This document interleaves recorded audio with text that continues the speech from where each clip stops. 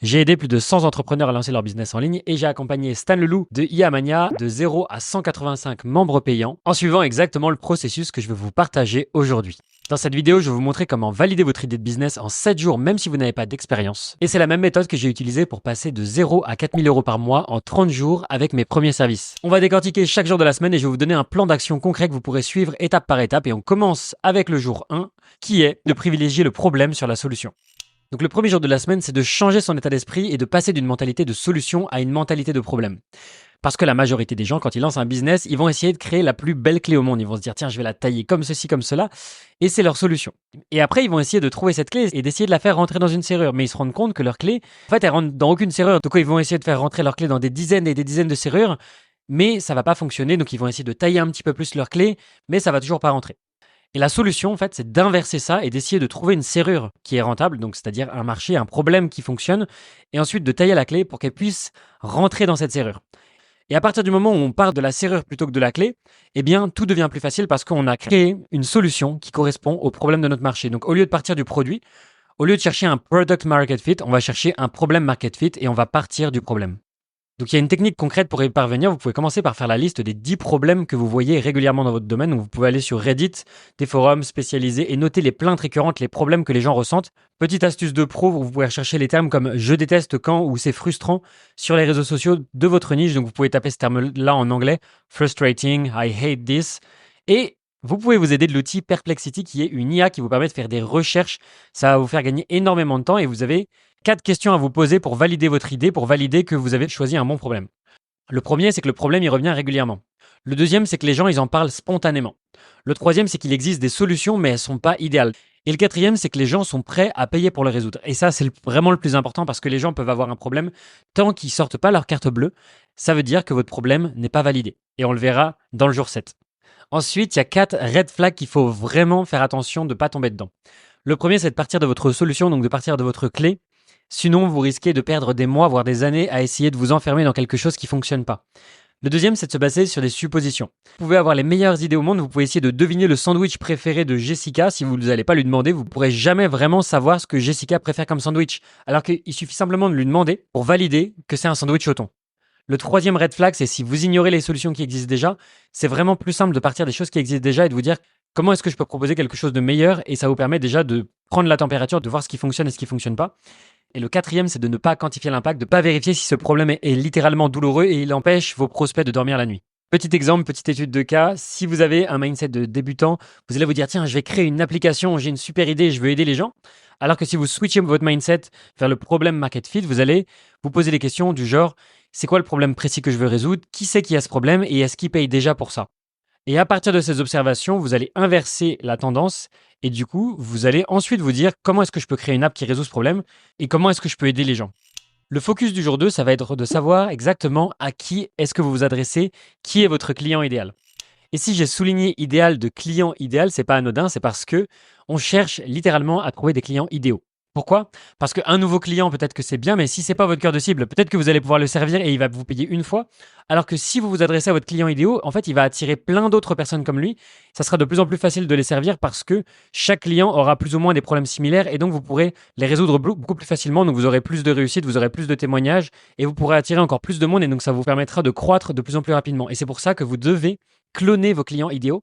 Et c'est pour ça que vous ne devez pas chercher juste à avoir un maximum de clients, mais simplement à avoir un type de client que vous pouvez servir mieux que jamais.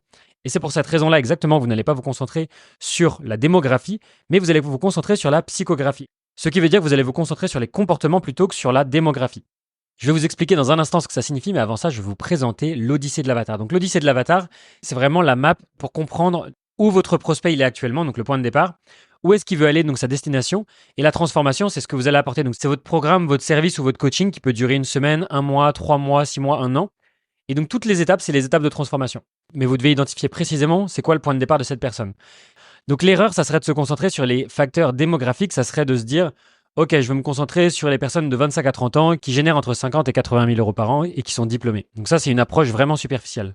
Et nous, on va utiliser la méthode HERO, qui est une approche beaucoup plus profonde, qui va permettre de comprendre en profondeur les aspects psychographiques de la personne et de pouvoir identifier votre avatar client idéal.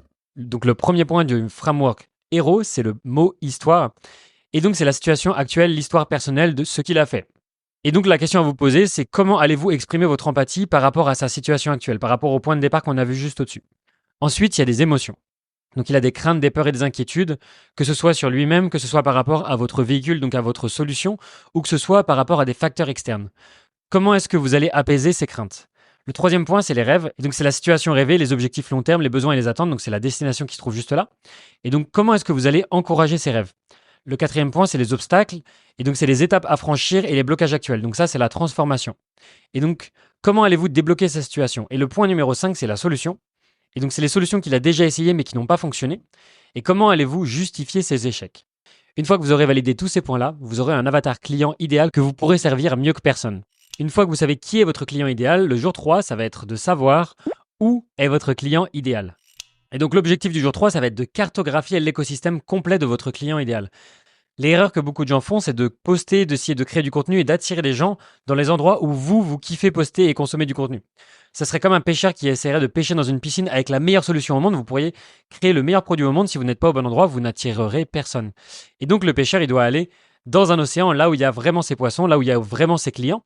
Et donc vous devez vous positionner où se trouve réellement votre client. Donc pour commencer, listez tous les endroits possibles où vous pensez que votre client se trouve et priorisez les endroits où vous avez la possibilité d'interagir directement avec eux. Donc, où se trouvent vos clients idéaux? Il y a plusieurs endroits. Donc, premier endroit, ça peut être dans des forums, des communautés, par exemple sur School. Essayez d'en rejoindre un maximum, une dizaine, pour essayer de comprendre où ils se trouvent. Ensuite, des chaînes YouTube. Quelle chaîne YouTube est-ce que votre client idéal regarde et sur quelle chaîne YouTube est-ce que vous pouvez le trouver? Quel site web et blog votre client idéal consomme? Quelle newsletter est-ce que votre client idéal consomme? Sur quels réseaux sociaux est-ce que vous pouvez trouver votre client idéal? LinkedIn, Instagram, Facebook, peut-être TikTok ou une autre plateforme? Quel podcast est-ce que votre client idéal consomme? Maintenant que vous savez qui est votre client idéal et où il est, le quatrième jour, ça va être de rentrer en contact avec lui. Donc l'objectif du jour, ça va être d'obtenir 10 conversations qualitatives. Et pourquoi est-ce que vous devez faire ça? Eh bien, quand j'ai lancé mon premier business, Tony Guitar, c'est une école de musique en ligne, j'ai passé 8 mois à travailler à fond sur cette chaîne YouTube pour me rendre compte de mon erreur. En fait, j'avais ciblé un problème qui n'était pas le bon et j'aurais jamais pu le deviner sans pouvoir rentrer en contact avec mes clients. Donc pendant 8 mois, j'ai charbonné, j'ai sorti des vidéos et enfin j'ai créé mon programme pour me rendre compte que personne n'était intéressé par la thématique que j'avais choisie. Finalement, je comprenais pas, j'étais frustré et j'ai envoyé un email à des membres de ma newsletter et j'ai reçu quelqu'un en appel. Et en 1 heure d'appel, j'ai pu comprendre que j'étais complètement à côté de la plaque. Et en fait, c'est une conversation avec un véritable humain qui m'a permis de comprendre de mon erreur. Alors que là, j'étais tout seul, borné de mon côté à essayer de faire mon truc. La meilleure manière de savoir si votre idée, elle fonctionne, c'est de la challenger et d'en parler à des vrais humains qui puissent vous donner leur feedback. Donc, il y a deux manières de faire. Il y a le inbound marketing, donc ça veut dire que vous créez du contenu et que vous allez faire en sorte que les gens viennent à vous. Ou l'outbound marketing, ça veut dire que vous allez chercher directement les gens. C'est comme si par exemple vous installiez un énorme toboggan dans votre jardin et vous mettiez de la lumière, de la musique, etc. pour faire venir les autres personnes et pour leur donner envie de vous rejoindre. Et donc là, c'est de l'inbound marketing. Donc c'est comme si vous aviez une chaîne YouTube ou que vous créez du contenu. De l'outbound marketing, c'est si vous voulez vous faire des amis, vous allez aller toquer à la porte des gens et vous allez leur proposer de venir chez vous. Donc ça, c'est la manière passive et là, c'est une manière proactive. Et quand les gens débutent, il y en a beaucoup qui vont essayer de poster et d'attendre que le client vienne à eux.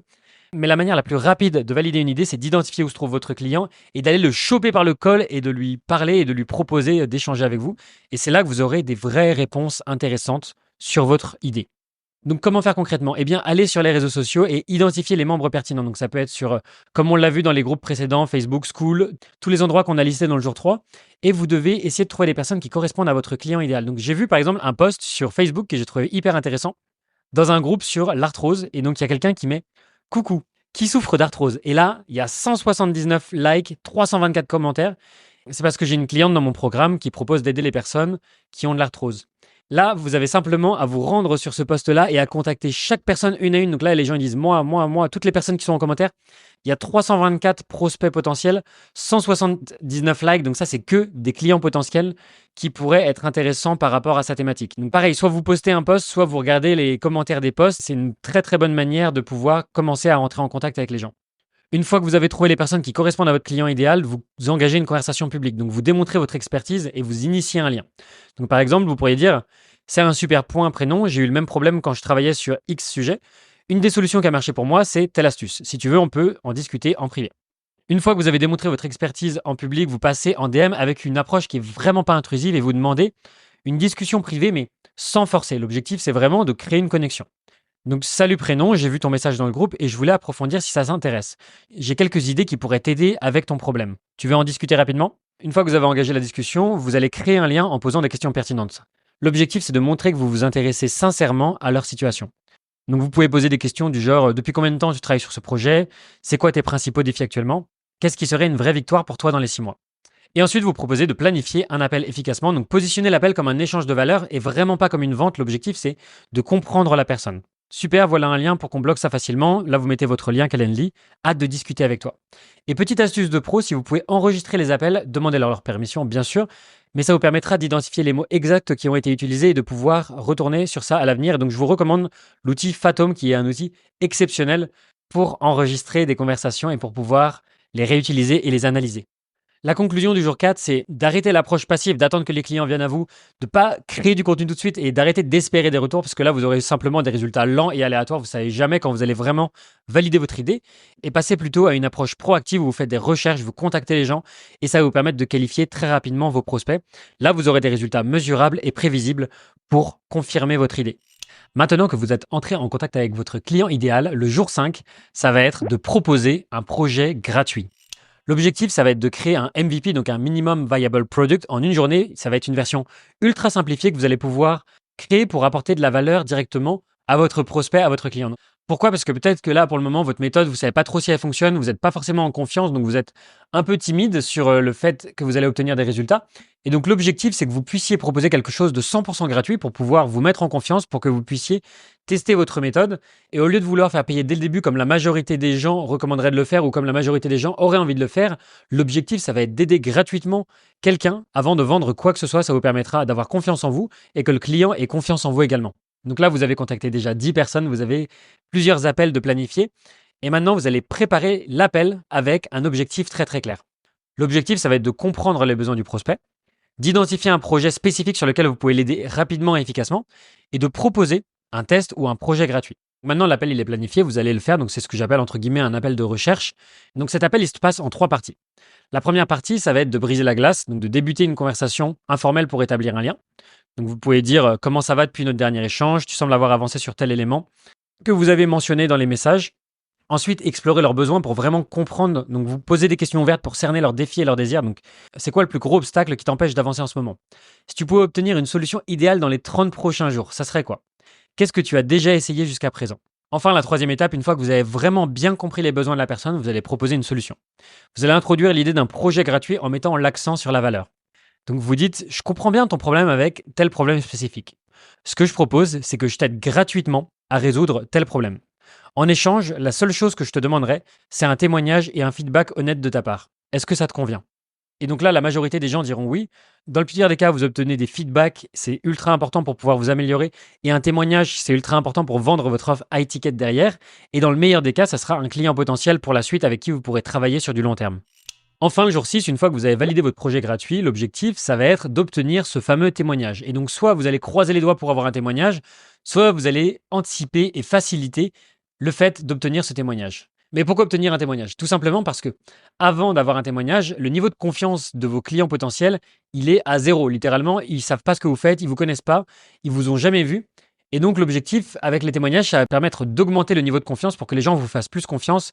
Lorsqu'ils voient vos témoignages, ils comprennent un peu ce que vous avez fait, la valeur que vous pouvez apporter.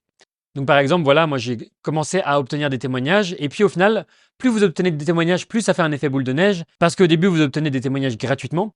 Et à la fin, ces témoignages vous permettent d'avoir plus de clients qui vous permettent d'avoir plus de clients. Et à la fin, vous obtenez une masse critique de témoignages qui fait que les clients viennent à vous naturellement, tout simplement parce que vous avez plein de témoignages. Donc, soit vous allez croiser les doigts en espérant avoir un témoignage et que la personne soit sympa, soit vous allez anticiper et faciliter le fait que la personne vous donne un témoignage. Et je vais vous donner les exemples dans quelques instants. Mais comment faire un bon témoignage? Eh bien, l'objectif, c'est d'utiliser le format avant-après. Donc, le format avant-après, il fonctionne très bien lorsque c'est des photos de sport, mais ça fonctionne également lorsque c'est un service B2B. C'est genre, avant, je gagnais rien du tout ou j'étais bloqué à tel endroit. Aujourd'hui, j'arrive à trouver 3 leads qualifiés par semaine et à faire croître mon business. Donc, l'anatomie d'un bon témoignage, ça va être le avant, pendant, après. La situation initiale, donc où en était la personne au tout début. Ensuite, c'est quoi les victoires et les choses, les réalisations que la personne a eues? Est-ce qu'elle a eu une épiphanie, quelque chose qui a véritablement changé dans sa vie? Et les résultats mesurables qu'elle a obtenus. Donc, si vous pouvez le chiffrer, c'est mieux, c'est plus mémorable. Donc, pour obtenir ces témoignages et pour être sûr d'être proactif pour les obtenir, vous allez éliminer toute la friction. Pour ceci, vous pouvez pré-rédiger des témoignages pour la personne. Vous pouvez l'écrire à la main ou vous pouvez écrire des bullet points et les envoyer à la personne et lui dire est-ce que tu valides ce qui est écrit là et est-ce que je peux le publier sur mon site. Vous pouvez aussi envoyer un formulaire à la personne pour poser des questions. Ça permet d'avoir des réponses détaillées, de pouvoir transformer ça en étude de cas ou potentiellement de pouvoir réutiliser ça comme structure pour pouvoir filmer le témoignage ensuite. Donc c'est super, vous venez d'obtenir votre témoignage et maintenant le jour 7, ça va être de vendre votre produit à prix réduit. C'est la dernière étape qui vous manque avant de pouvoir vendre votre offre à un prix high ticket. Donc l'objectif du jour 7, ça va être de signer votre premier client MVP et de créer une offre irrésistible high ticket à prix d'entrée. Pourquoi est-ce que vous allez faire ça? Tout simplement parce qu'on ne veut pas que la raison pour laquelle les gens n'achètent pas, ce soit une objection à cause du prix. On veut être sûr de vérifier qu'il y a une demande, que les gens sont prêts à payer pour votre offre. Et donc, on va diminuer le prix pour les 1 à 3 premiers clients, ce qui vous permet d'obtenir des vrais résultats. Et ensuite, vous pourrez utiliser ces résultats, encore une fois, comme témoignage, comme preuve supplémentaire pour des clients futurs. Ça vous permet de votre côté d'être rassuré, de pouvoir tester votre méthode avant de pouvoir augmenter le prix et d'arriver sur un vrai tarif high ticket. Donc l'idée est la suivante, vous avez votre projet gratuit que vous avez fait juste avant avec les témoignages. Ensuite, une deuxième phase où vous allez tester un MVP entre 500 et 1000 euros. Et une fois que vous avez validé ça, vous allez pouvoir proposer un vrai tarif high ticket entre 1000, 2000 et 10 000 euros. Mais l'objectif du MVP, c'est simplement de vérifier que les gens sont prêts à payer pour votre offre. Parce que un projet gratuit, c'est bien sympa, mais tout le monde peut accepter quelque chose de gratuit. Maintenant, est-ce que les gens vont payer vraiment pour votre offre? Et tant que les gens n'ont pas sorti leur carte bleue, votre offre n'est pas vraiment validée. Donc, si les gens payent pour vos services, eh bien, l'offre est validée. Et la question suivante à vous poser ensuite, c'est si l'offre est validée, est-ce que j'ai réussi à obtenir des résultats? Si vous avez réussi à obtenir des résultats, eh bien, on revient au jour numéro 6, qui est d'obtenir des témoignages, qui va vous permettre d'augmenter la confiance, qui va vous permettre de faire un effet boule de neige et de faire croître votre business encore et encore et encore. Et donc voilà, vous êtes fin prêt, vous avez validé les 7 jours, vous êtes prêt à vendre votre offre high ticket. Maintenant, si vous êtes un coach, un créateur de contenu ou un formateur en ligne et que vous voulez qu'on vous aide à mettre tout ça en place dans votre business et qu'on vous aide à valider votre idée de business, parce que des fois, c'est bien d'avoir quelqu'un qui a du recul et qui a de l'expérience et qui a déjà aidé des centaines de personnes auparavant. Alors, je vous invite à cliquer sur le lien qui se trouve dans la description pour réserver simplement un appel avec moi. Donc, c'est un appel découverte, c'est pas un appel de vente. Et ça sera un appel avec moi ou avec un membre de mon équipe pour pouvoir vous aider, pour pouvoir valider votre idée et pour pouvoir voir si vous êtes prêt à passer à l'étape suivante pour vendre une véritable offre high ticket pour que vous soyez libre géographiquement, financièrement et que vous puissiez générer entre 4 et 10 000 euros par mois.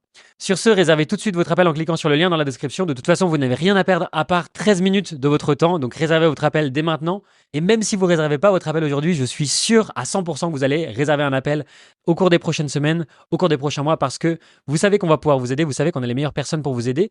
Et donc, je vous invite à réserver un appel tout de suite. Comme ça, vous ne perdez pas de temps. Vous pouvez tout de suite avancer sur votre business, valider votre idée. Et maintenant que vous avez validé votre idée de business, la prochaine étape, ça va être de créer une offre irrésistible. Et donc, je vous invite à cliquer sur le lien juste ici pour regarder la vidéo qui vous montre exactement comment faire. On se retrouve de l'autre côté. C'était Tony. Ciao!